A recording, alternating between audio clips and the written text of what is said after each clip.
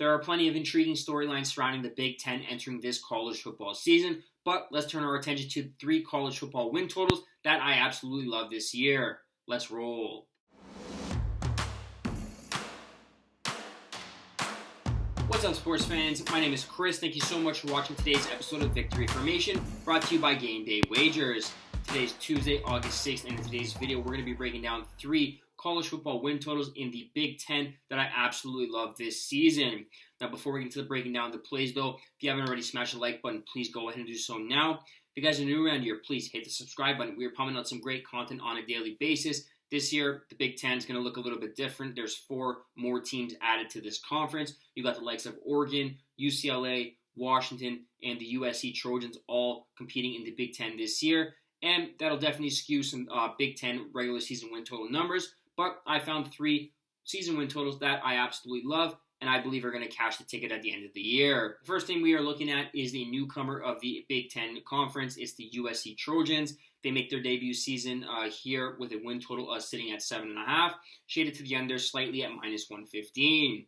When you look at the USC Trojans, they're making their highly anticipated Big Ten debut. But with question marks on both sides of the football, I don't believe they're going to get off to a flying start this year. Look at this USC Trojans team, specifically the offense. Lincoln Riley's success has seemingly been tied to some successful Heisman-winning quarterbacks, but this year he's not going to have one under center. And with a bunch of unknowns at the skill positions, it'll be interesting to see how this unit gels as a whole. They're going to have to be relying on junior quarterback Miller Moss to take the reins under center here from Caleb Williams. And while he did perform well in last year's Holiday Bowl, throwing 372 yards and 6 touchdowns, the Big Ten defenses are no joke, and I don't believe he's going to get off to a rock-solid start to keep up that unsustainable production. Behind him, you have the likes of Jaden Maivia, who spurned Georgia and is a UNLV transfer, but he's going to have to wait his turn in the wings. If he gets in, things are not going to be going well for the USC Trojans. If we look at the defense, this is kind of where the big issues arise. Typically, they've been one of the worst teams in the Pac-12 over the last handful of years. They couldn't stop a nosebleed.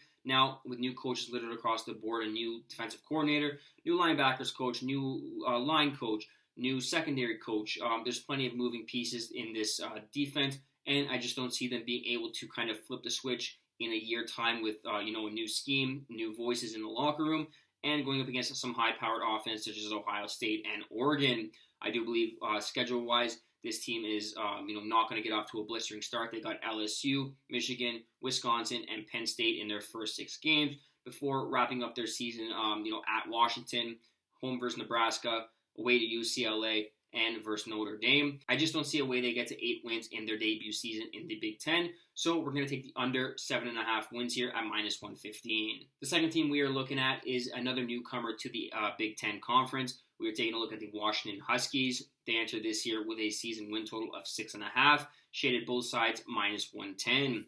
Look, it's always tough to back a team that's has a new coach in place with Jedd Fisch taking over the reins for Kalen DeBoer, who bolted for Alabama. And I'm just not sure, while they do have some good pieces in place, I'm just not sure they're going to get over the hump here and turn in a winning season in their Big Ten debut. This is a team on offense that has to replace their star quarterback, Michael Penix Jr. They have to replace all 5 offensive linemen from the starting line. That's going to be a big factor for this team. And they have to replace their top 2 receivers in Odunze and McMillan. That's not going to bode well for a new quarterback under center. Speaking of that quarterback, new quarterback in place, Will Rogers, transferring over from Mississippi State. He's one of the all-time college passing leaders, but going up against some Big Ten defenses with some question marks on the skill position and a weak defense in tow, I don't see this team setting up well for success for the long run. If we take a look at their schedule, it's a loaded back half of the season. Their final 7 games see them take on Michigan, Iowa, USC, Penn State, UCLA, and Oregon,